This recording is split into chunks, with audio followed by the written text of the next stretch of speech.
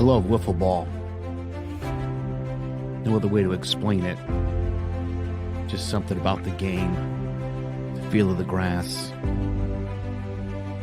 smacking that ball all over the field, making plays, diving head first, whatever it takes to get the job done. That's what wiffle ball means to me. Striking out grown men, watching their knees buckle on a called third strike. Sit out, bud. And then, of course, the home runs, the base hits, the big home runs at the big moments. That's a whiff of greatness. Join us all season long for the Joe Aguirre Story, a CMG podcast.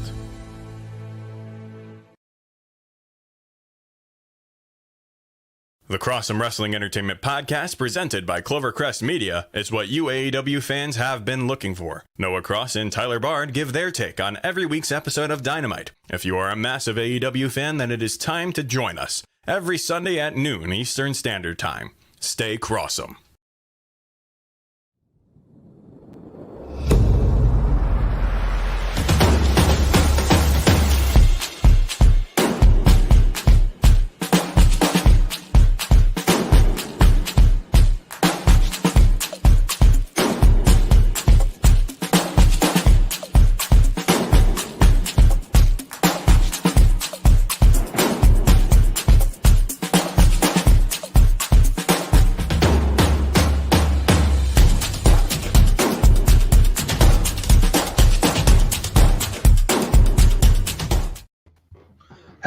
Hello, and welcome to Jawing About the G-Men, the Giants Football Podcast.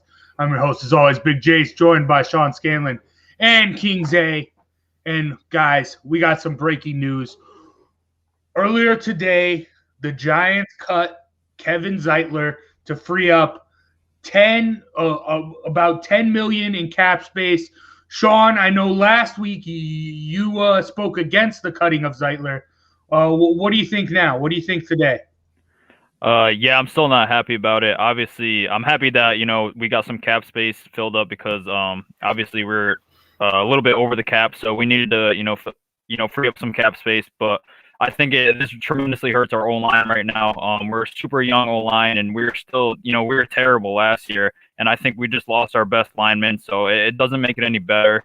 And I just don't really believe in Will Hernandez at this point. I think that, he got COVID last year, and once he came back, he lost his starting job to Shane Lemieux, who's really not that great either. He's terrible in pass protection.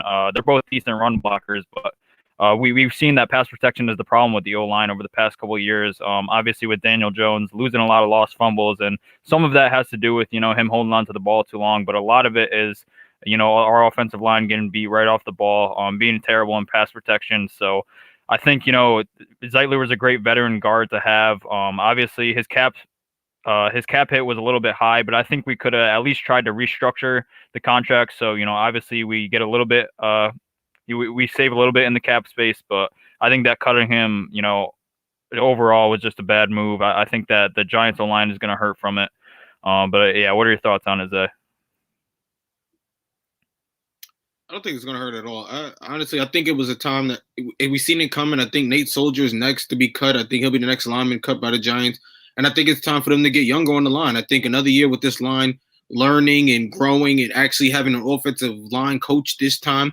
A lot of the complaints early in the season was that the offensive line coach before wasn't really coaching them up. He was more of a rah-rah coach and getting them to play, off of emotion instead of actually using technique. And then obviously, we know what happened when the coach made the change later on in the season, and we saw improvement in the line. So I think you give them a full offseason, you give them a training camp, and I think that the young line can eventually develop into a really good line for this team. So I'm not really worried about the loss of Kevin Zeitler. It sucks, but the Giants need to get younger, and they have a lot of positions they need to address outside of the offensive line. So they had to make the space. Yeah, you're right. They have had this core. This seems like it's going to be the core of the offensive line going forward, all these young guys. So I think you do got to move on. Passing of the torch, passing of the guard, however you want to put it. But, Sean, for you, who is one guy that needs to step up and become that leader now that a veteran like Zeitler's gone on the offensive line? Who is that one guy that needs to step up and be that leader on the offensive line? Yeah, well, like I said, I mentioned his name before, but I think it's a huge year for Will Hernandez. Obviously, he's going to fill into that starting, and he was the starting guard, for 2 years before that, before he got COVID this past year. But I think that he really needs to step up. Obviously, he was a high draft pick, second-round pick, very highly touted coming out of college, and I think he had a good rookie year. I believe he made the all-rookie team when he was a rookie, but after that, the 2 past years have been very rough for him. Like I said, especially in pass protection. He really struggles with stunts up front and things like that. So I think that he needs to step up big time. He's one of the highest paid offensive linemen on the team behind Nate Solder, obviously. So I think that, he really needs to step into his role. It's his 4th year now. So it's, at this point, I think we know what he's going to give you. I think that it's a little bit too far in to say, he's still developing. I think that he needs to show up this year and prove his worth. Who do you think you need to step up those? No, I completely agree with you, but I'm actually on the other end of that. I believe Andrew Thomas needs to step up next year. I think if Andrew Thomas could step up next year, it'll make the load a lot lighter on the rest of the linemen and a lot easier for the other linemen to just get along and develop and not have to worry as much with, switching people in and out to different positions every week, trying out different things. If Andrew Thomas could step up and be that lineman that we drafted him to be and be like the solid guy on that line, I think the rest of the line can, learn and develop from that too. So I think for me, it's Andrew Thomas. Yeah, I like both of those. Just overall, the whole O-line as a whole needs to step up. But for me, I think one guy that really needs to step up, he was probably the best part of the Giants O-line last year, is Nick Gates. While he's the center, last year was his first year playing center, right? Mm-hmm. So, learning the center on that's the guy, that's the quarterback of the O-line. You're calling, you're seeing stuff, you're making sure everything's how it's supposed to be. Now that he knows what it's like to play center, now that he knows what it's like to get the ball off and understand that, now he can focus more on becoming a leader. And I think him being the shining part of the Giants offensive line last year, going into this year, him taking on that leadership role with a guy like Zeitler out, I think he's going to be the guy that really does need to step up. Overall, I do think we do need to see this whole O-line as a whole take that leap forward because they are so young. But I think Gates is going to be the guy. But sticking with our Giants, let's go on to the news that came out yesterday. As the Giants franchise tag Leonard Williams, I know last week we brought this up, and Sean, you were against it as well. So everything you were against last week seems to be happening. What do you think of this move? Yeah, I think it's really important, obviously, to keep him as a Giant. So, as much as I didn't really like it, it is important to keep him here. And it says, the report that came out said that, they're still working on that long-term deal. So I wish they could have gotten that done before they put the tag on him, because obviously there's a tag deadline, so you have to get it done by a certain date.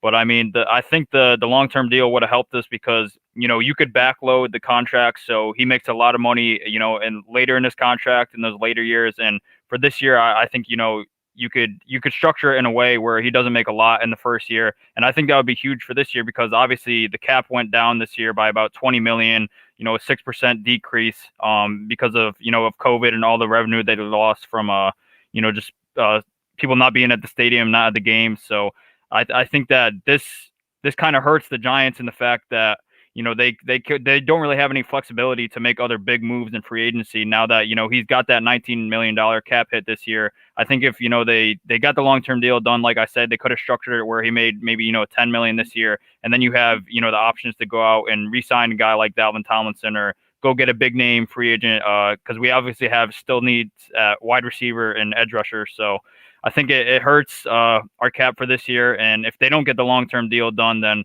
I think it's all a bust. Obviously, Gettleman traded for Williams a couple years ago, gave up some valuable pieces, and then, he franchises them the next 2. And if they can't get the long-term deal done, then I think it's all for nothing pretty much. I think that, Leonard Williams, he just wasted a couple years here.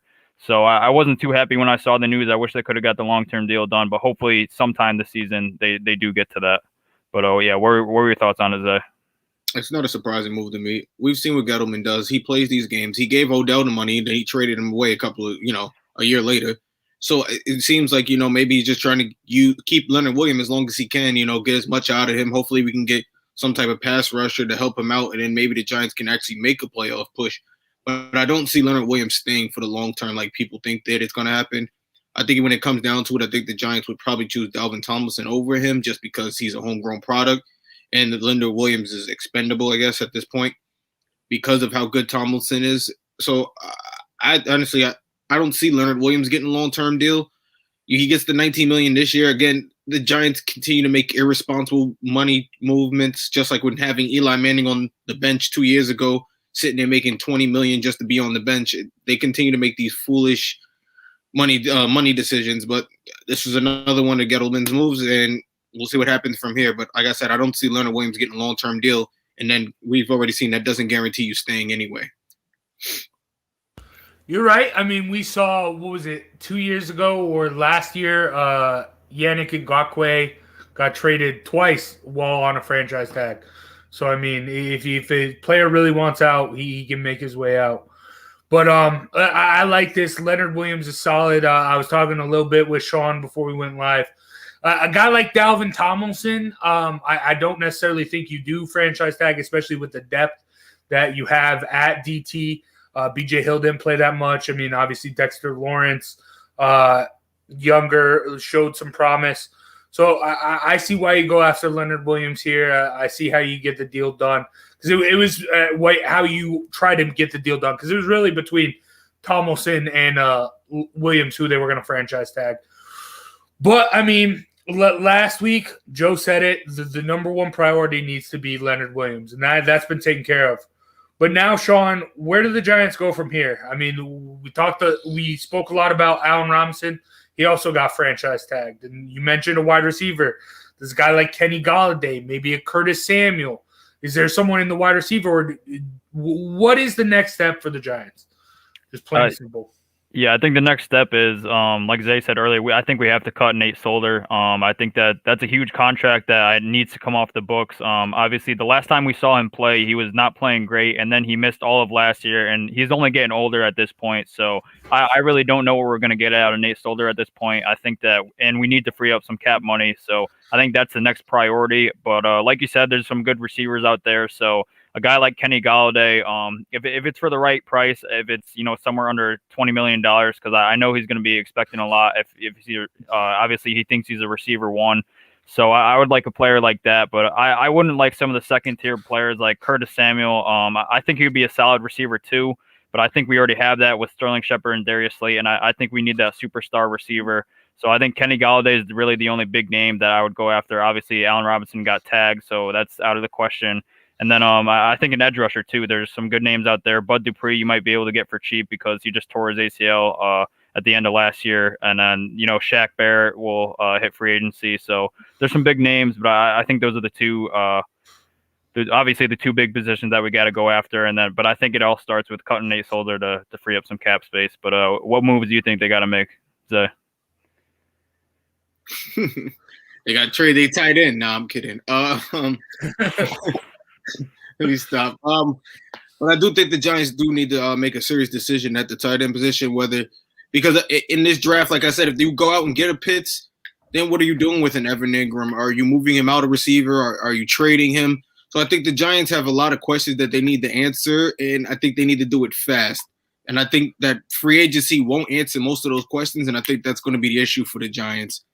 Because, like I said, the Giants don't get a receiver and they don't get a receiver in the draft, then where do you go from there? You almost have to go with a Kyle Pitts.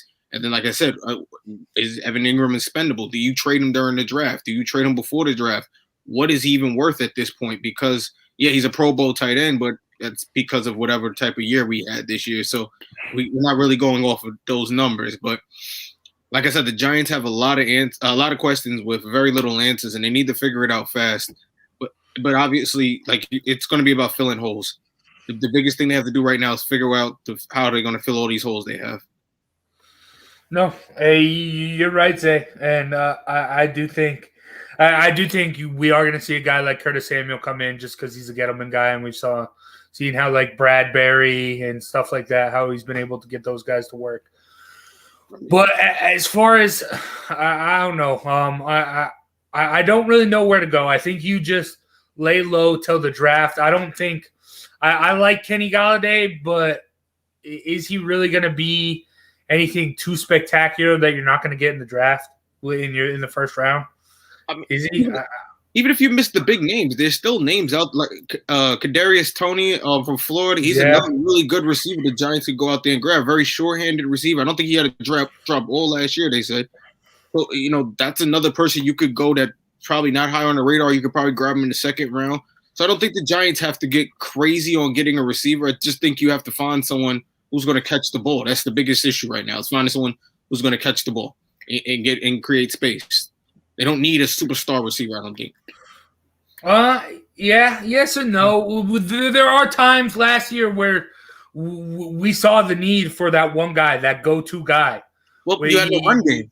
You had no run game, so you're right. You bring back a Saquon Barkley. I guess that's going to make it a little easier on the receivers next year.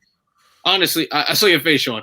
We had a run game, but obviously, comparing the two running backs, what you're going to get from Barkley is completely a next level. The defense is going to compare completely different for Barkley than they would any other running back the Giants had last year. So that's what I mean by that. Not that we didn't have a completely, we had no run game. I just meant that with Saquon Barkley back, it adds a different dimension to our run game. He's someone who can come up the backfield and catch.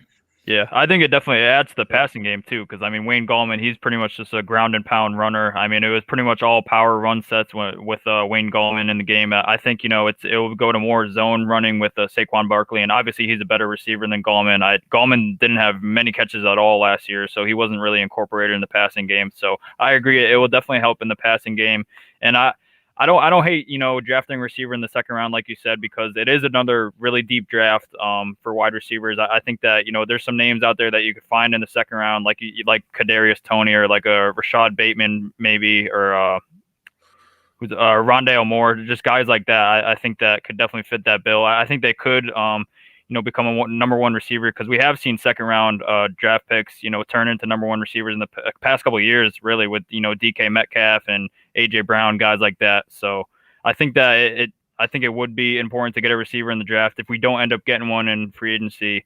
But I would like to have, I think Kenny Golladay could be that number one. The only thing I'm really worried about is his injury concerns, because he has been injured a little bit in the past, especially last year. So it's definitely, I think that's the number one need for the Giants right now, though, is obviously, Darius Slayton at some points last year, he completely disappeared. He does have big games at times, but other games with, one catch, no catches, two catches, he really just disappeared. I think Sterling Shepard is a great slot guy. He's a good possession receiver that you could depend on third downs and stuff like that, but he's not that number one option. So I do think that we need that explosive receiver in the offense. I think Darius Slayton's actually a perfect example, though. I think, like you said, when we had a Saquon Barkley playing, Darius Slayton had a completely different year than when the Saquon was completely out for a year. He looked like he could have been a number one receiver the year prior, coming into the next year, had Saquon Barkley been healthy. But that's what I'm saying. That's that extra dynamic that Saquon Barkley adds, where you could take a player like Darius Slayton, who's probably a number two receiver, and he could look like a number one receiver just because Barkley is on the field. He's that important. But I do completely agree with what you're saying. I get what you're saying there, Zay. Yeah, Barkley is going to bring a whole another dimension to this, and only time will tell to see what the Giants do. But as far as we know, as of today, Leonard Williams is back to a Giant. Zeitler is not. But taking a step away from the Giants, yesterday was the franchise tag deadline, and there were a couple big ones. I think the biggest one was Chris Godwin getting franchise tagged by the Bucs. After that, they did come and get a deal with Levante David, but that does leave Shaq Barrett, Antonio Brown, Gronk, Ndamukong Suh, some big-time free agents. So, Sean, what did you think about the Tampa Bay's decision to franchise tag Godwin? I think it was the right decision. Obviously, there's some big names that I think Shaq Barrett's the biggest one. I think it could have went either way, but I think, it helps out that offense a lot, obviously, having Chris Godwin there. He's a great slot receiver. I think that him and Brady had that great connection. So I think that offense is just even more lethal with bringing Godwin back. And there's no guarantee that Antonio Brown's going to be back, but at least with Godwin and Evans, you have that 1 and 2 punch that's really dynamic on offense. So I think it was really important. Obviously, the Bucs are looking to get back to the Super Bowl. And, like you said, Levante David signing, that's huge for them too. Him and Devin White are probably the best linebacking duo in the league. So I think, obviously their sights are set on the Super Bowl. And I think that that showed with this move with franchise tagging Chris Godwin. Yeah. Zay, what do you think of that move?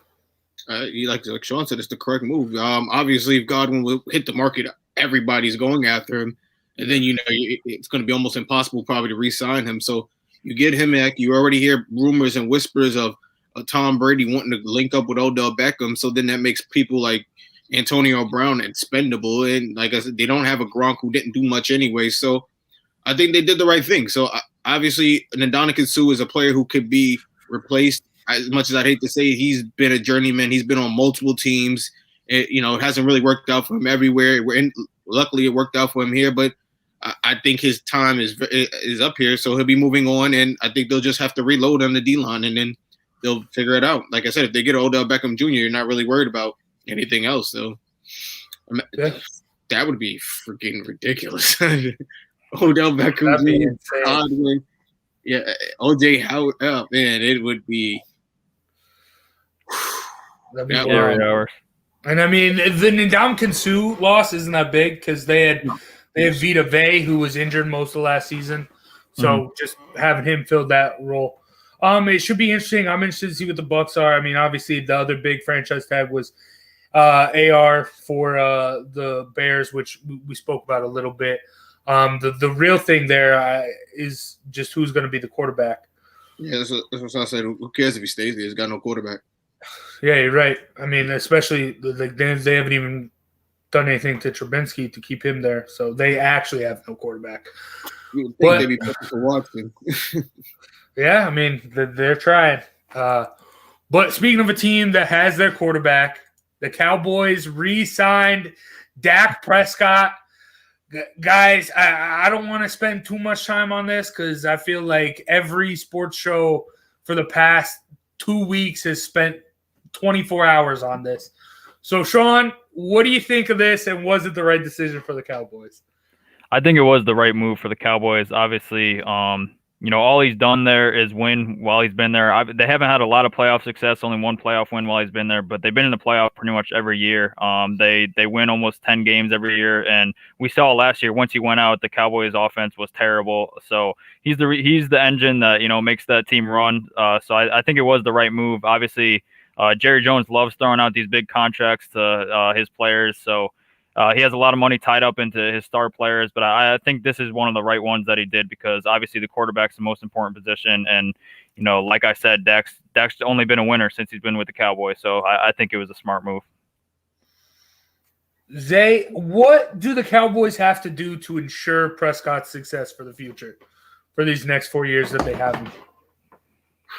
Get a new coach. Does that work? No.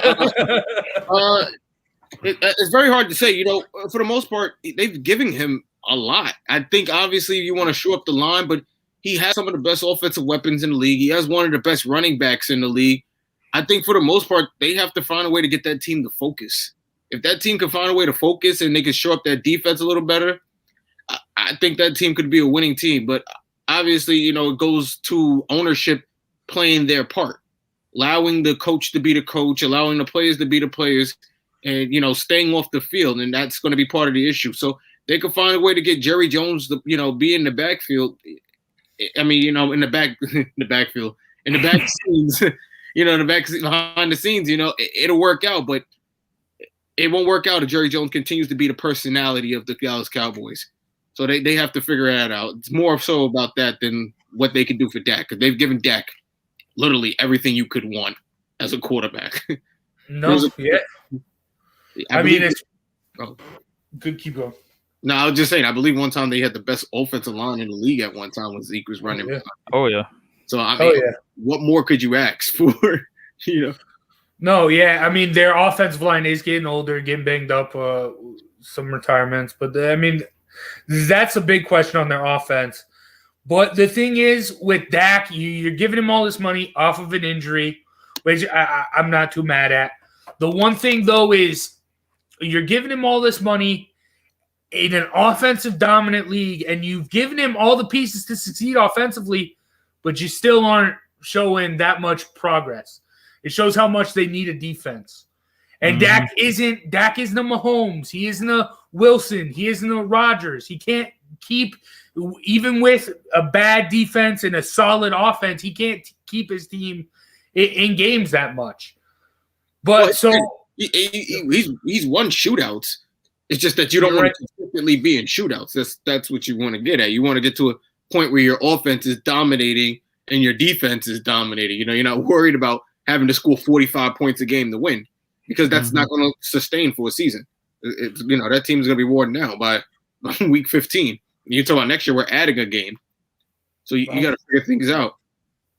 No, yeah, you are right. And then also, I mean, the defense itself is going to be healthier this year than it was last year.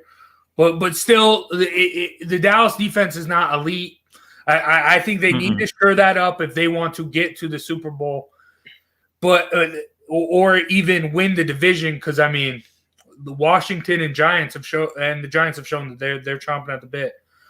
But Sean, I want to wrap this up with: can Dak lead the Cowboys to a Super Bowl in these 4 years? Yeah, I'm just going to keep it plain and simple. I'm going to say no, they're the Cowboys. We have to remember this.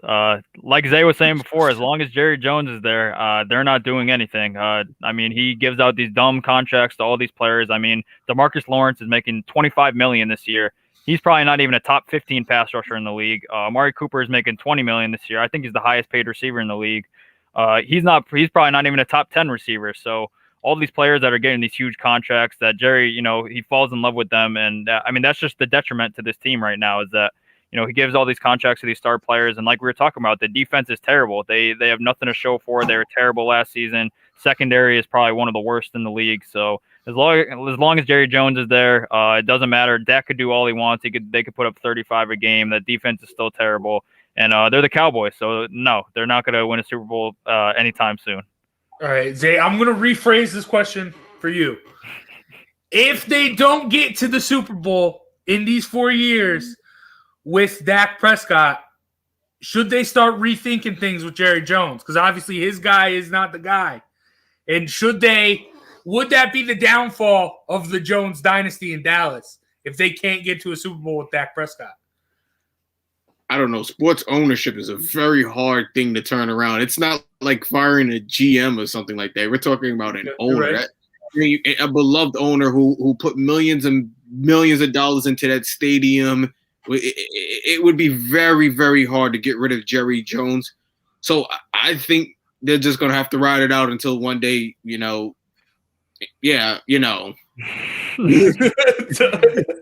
But I just think he's going to hold on to that team till he dies. I'm sorry. I just don't see him getting rid of it. And I don't mean to be mean, but I do think one thing he made the smartest move he made was signing Dak Prescott, because if Dak Prescott sat out the year and that team had been even miserable, he'd been opening up that checkbook even more the next year, because you're talking about Andy Dalton is a playoff level quarterback who couldn't take that team to the playoffs with the best receiving core in the league. The negotiating he would have had a blank check. He would have had to give Dak a blank check next year if he had sat out the year. So that's the only one smart thing he's done. Yeah, him sitting on Dak has been the problem. That's the reason why this has gotten to be such a big deal, big dilemma, big number for Dak, was because guys like Zeke, guys like Amari Cooper, they got paid before him. You got to pay your quarterback first. First and foremost, it's the quarterback. And especially if he's going to be your guy for the future, you got to pay him. And Giants will be the same thing. 2 years. We'll have the same situation in about 2 years. We'll pay. Are we going to pay Saquon next year? Or are we going to keep the money for Daniel? Because, like I said, coming off injury. His 5th-year option is this year too, so I'm sure they'll pick it up. They picked it up for Evan Ingram and Jabril Peppers last year, but it's definitely going to be something to keep an eye on, though. It's it's just the life. That's the nature of the game. You choose. Then the Cowboys pick wrong. They pick Zeke. Mm-hmm. Yeah. So we will see. Only time will tell. And I mean, this offseason is already coming out with some big, heavy hits. So let's see what else. I mean, we aren't even at draft time yet. We still. I mean, we also didn't even mention the couple trades that happened with the Pats and the Dolphins and stuff. Yeah. So, I was just gonna say I think there's gonna be a lot of big cuts that we didn't expect because obviously the salary cap's going down $20 million. Yeah. So I mean, we saw it with JJ Watt. I mean, I saw that John Brown got released today. I mean, there's a couple other names that I can't think of right now, but there's gonna be some big name players that got cut, and I think it's just gonna continue. And so this offseason might be one of the more wild that we've seen in quite some time, and I'm looking forward to it, honestly. Yeah, it should be exciting, but you all know it's going to be exciting. How we're going to end the show. All-time favorite Giants running back. I'm going to start with you this time, Zay. Who is your all-time favorite Giants running back? I'm disgusted to say it, but it's Tiki Barber. And I'm only disgusted to say it because of the way he left the team. I think he could have left it better terms, and I think he could have done it in a better way. Shit, had he waited a year, he would have won a Super Bowl. But there's nothing greater than watching Tiki Barber on some of those runs he used to make once Tom Coughlin came in and showed him how to hold the ball properly.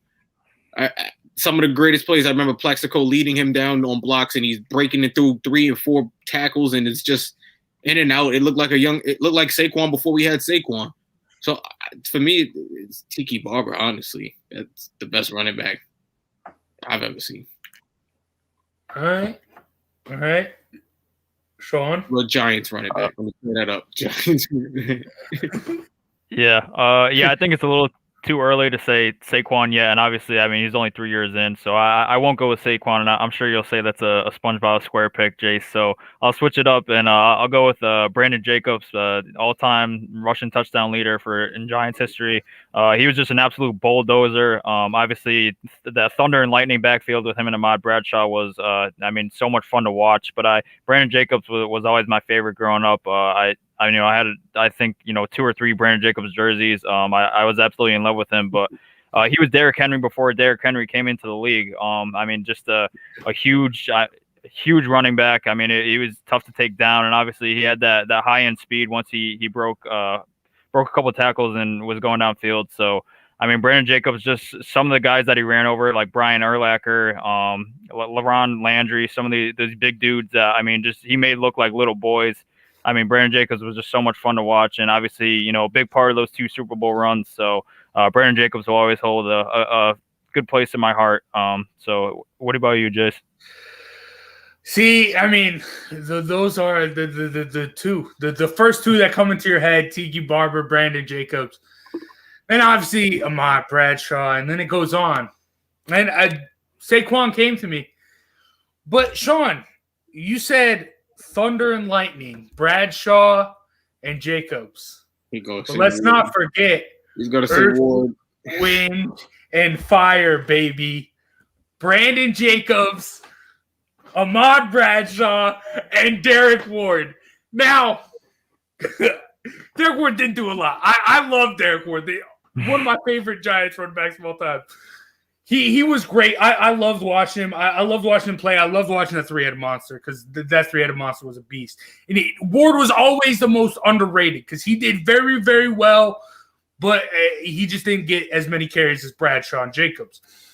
Now, a little bit of me also likes Ward because my running back all throughout growing up, his name was Jake Ward. So I thought that was cool that I had a running back with the same last name as Giants running back.